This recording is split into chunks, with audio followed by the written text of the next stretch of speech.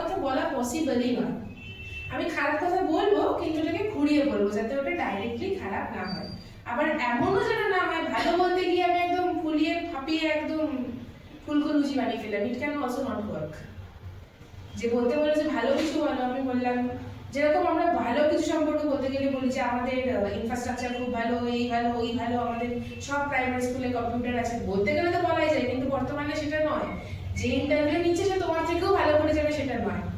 কিন্তু কিছু জিনিস তো ভালো আছে, যে দুটো ভাষা শেখানো হয়, ভিত থেকে শেখানো হয়, ব্যাকরণে ফোকাস করা হয়, এইসব জিনিসপত্রগুলো এতগুলো মানে পশ্চিমবঙ্গের যে মানে পড়াশোনা করার যে সিস্টেমটা, সেটা অন্য মানে মাপেও অন্যদের তুলনায় কম্পারেটিভলি ভালো।